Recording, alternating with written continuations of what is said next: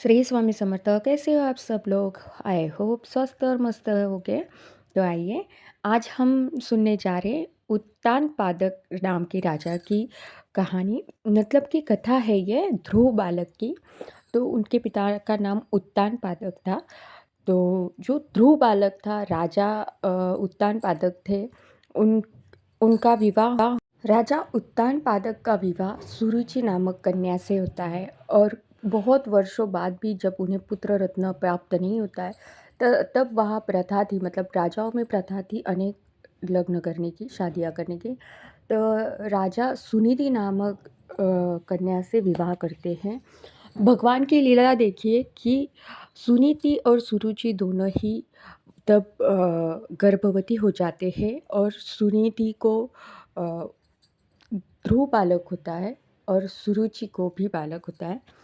तब राजा पहले सुरुचि से बात करने महल में जाया करते थे, युद्ध से आते थे, बैठते थे, पूछते थे, बात करते थे। बट जब से सुनिधि के साथ विवाह हुआ था तब से उनका बड़ी रानी के पास जाना आना कम हो गया था। एक समय तो ऐसा भी आया कि जब वो युद्ध से आए तो वो सीधा सुनिधि के पास चले गए।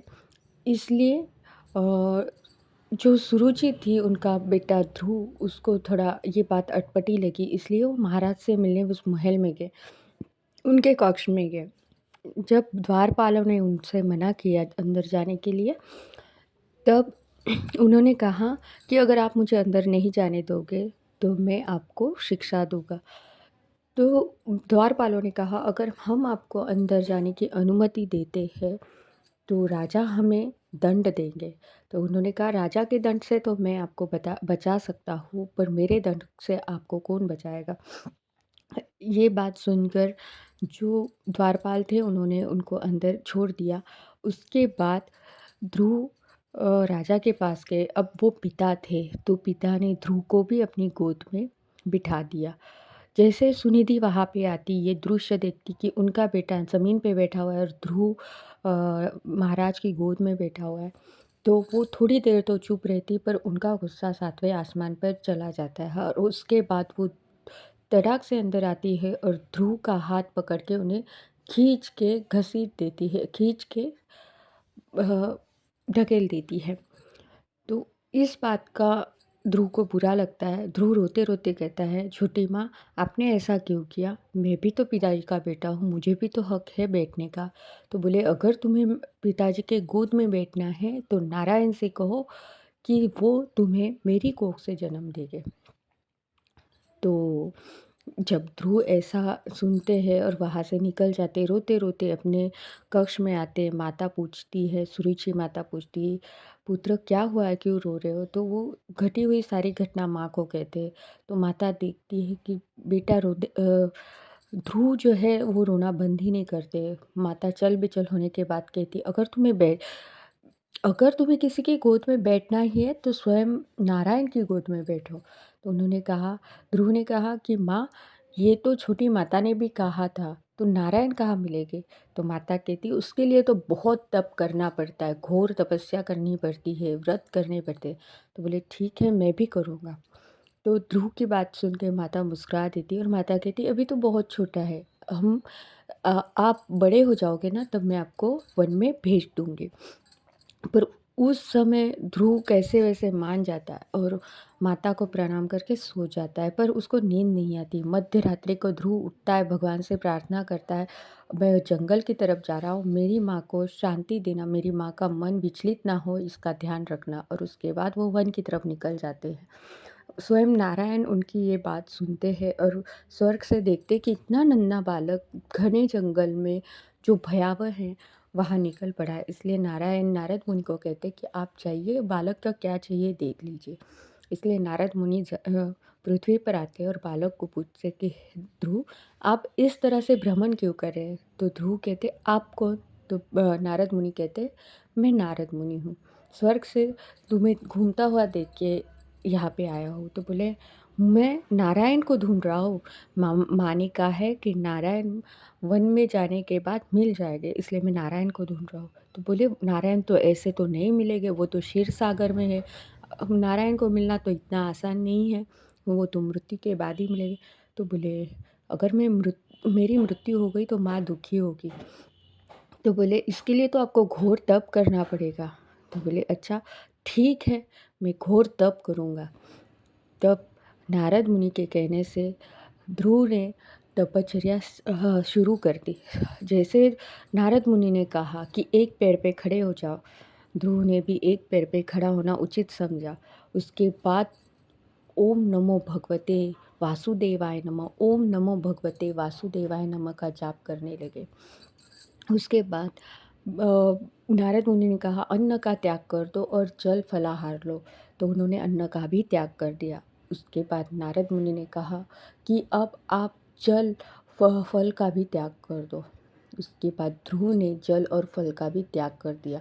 सारी पृथ्वी पे हवाएं, जीव जंतु सब बंद हो गए। सारे देवता भयभीत हो गए और स्वयं नारायण के पास गए कि भगवान आप तो अंतर्यामी हैं, दयालु हो, आप इस तरह से उस नन्हे बालक की परीक्षा ना ले, आप स्वयं जाए। इसलिए साक्षात परम पूज्य परमात्मा परमेश्वर वहाँ प्रकट होते और ध्रुव को पूछते हैं कि "हम्म, आपको क्या चाहिए?" तो ध्रुव बोलता है कि आपको। तो बोले आपने तो तपस्या की है ना, मैं हूँ तो नारायण हूँ। तो बोले अच्छा, तो मुझे मेरे 3 सवालों के जवाब दीजिए। भगवान हँसते हुए बोलते, हाँ बताओ, आपके 3 सवाल क्या हैं? तो ध्रुव कहते हैं कि आप मुझे मेरे 3 प्रश्नों के जवाब दीजिए, उत्तर दीजिए। तो भगवान कहते हैं हाँ पूछो। तो बोले पिताजी ने मुझे गोद में क्यों नहीं लिया? माताजी ने मुझे गोद से क्यों उतारा? पिताजी युद्ध से आए तो माँ के पास क्यों नहीं आए? हरि बोले, विष्णु नारायण बोले कि अरे अरे अरे, इतने छोटे से हो और इतने सवाल। रुको ज़रा, पहले ये तो बताओ कि तुम्हारी समस्या क्या है? तो फिर ध्रुव ने कहा कि आप मुझे ये बताइए कि पिताजी ने मुझे गोद में क्यों नहीं लिया? भगवान कहते इतनी सी बात के लिए तुम यहाँ तक आ गए, इतनी घोर तपस्या की? बोले हाँ।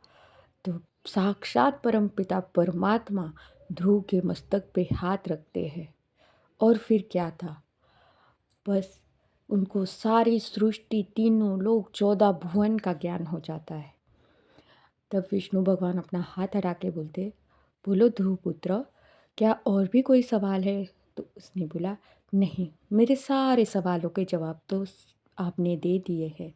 मैं सिर्फ इतनी इच्छा रखता हूँ कि मैं आपकी भक्ति करने से कभी पीछे ना हटूँ, मेरी मन में कोई पाप भावना ना आए, मैं हमेशा आपके, सदैव हमेशा आपके साथ में रहूं। तो भगवान ने उसे आशीर्वाद दिया और कहा तथास्तु। वही ध्रुव तारा आज उत्तर दिशा में चमकता है। जब आप उत्तर दिशा में देखते हो तब ध्रुव तारा आपको चमकता दिखता है। वही वो ध्रुव बालक है जो इतने सारे सवाल लेके नारायण की उपासना करके, घोर उपासना करके उन्हें पाने के लिए वन में अपनी माँ को छोड़ के चला गया था। इसी को कहते हैं कि भगवान की भक्ति अगर करते हो तो मन से करिए, कोई भी व्रत अथवा तप करते हो तो दिल से करिए। जब जब धरती पे कहर हुआ तब तब भगवान ने आशीर्वाद जन्म लिया। मुझे इतनी सारी लाइन तो नहीं आती है, पर जब भी धरती पे कोई कहर हुआ है तब भगवान ने जन्म लिया है। इसी के साथ ध्रुव बालक की कथा यहीं पे समाप्त होती है। अगर आपको मेरा चैनल पसंद आता है तो लाइक, शेयर और सब्सक्राइब करना ना भूलें। और हाँ, बेल आइकॉन बटन दबाने को भी ना भूलें, क्योंकि आपको ऐसे वीडियो आते रहे।